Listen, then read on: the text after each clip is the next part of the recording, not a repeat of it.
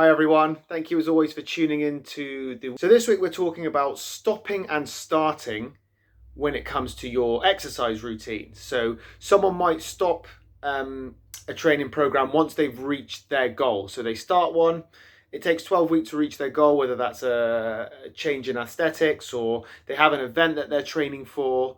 And then once they hit their event, they do their event, they don't train again for, until another one of these things comes up. Now we really got to look at these things a little differently, in my opinion. We don't want to be targeting a goal, working really hard towards that goal, and then stopping. Okay, so you build up the layers of fitness, get to your destination, and then you, over the 6 months that you stop, or 3 months, or whatever it is, you go backwards. So all the layers that you've built up, you start to strip away because you've stopped training.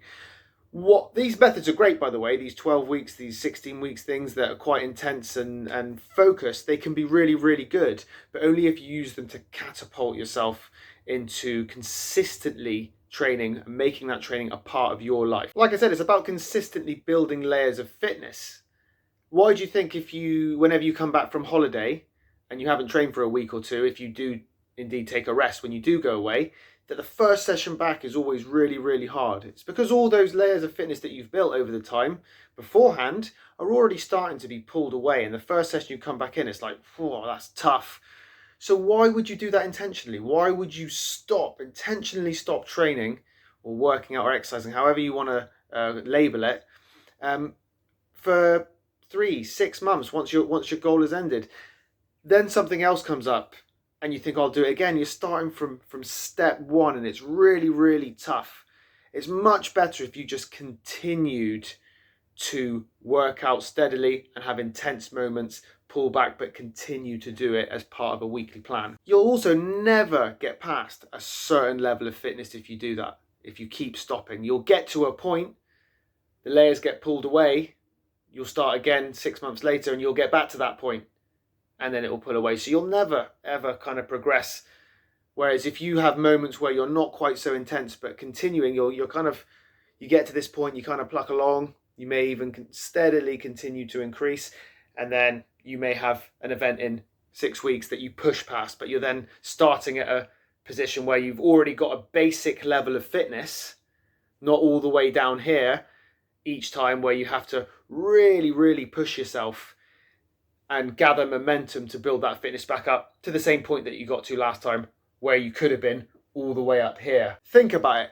How many people do we all know that run marathons, that do Ironmans, that do triathlons, swimming events, whatever it might be? Unbelievable feats of fitness. But these guys and girls aren't athletes. Okay, they're normal, everyday people. They go to work, they spend time with their family and their friends. They're not committed like athletes are solely to fitness, yet they can still achieve amazing things. And the only thing that all of these people that do this have in common is they consistently make exercise a part of their everyday lives. It's not, they don't do the whole, oh, I've got an event there, I'm going to go for that one, because you wouldn't be able to do an Ironman after training for 12 weeks. I mean, you would, but it wouldn't be pretty. It would hurt. Okay. Well, whereas these people who do these type of events consistently, they basically train throughout. I know people that do it personally, and they tend to just pluck away. And when it's closer to the time, then they push. They're using those 12-week protocols or those 16-week protocols as a catapult. Like I said, they're not going, well, I'm going to back off now and then we're going to go again. But like I said, these aren't athletes. These are everyday people. So I'm not saying you have to have these goals in mind, by the way, in order to do this. My point of this is that if you consistently exercise, your fitness level is just going to naturally be there, and it's going to be much easier to push hard in certain times if you want to, holidays, events, whatever, if you've already got a basic level of fitness, like I said. So don't start your training. Make it part of your life. Enjoy it. Find things you really enjoy doing and commit yourself to them. You don't have to do it every day. Twice a week is plenty. 3 times a week is even better. But be consistent. That's it from me, guys. See you next week. I really hope you've been enjoying my posts. Like I said, hit subscribe and see you next time.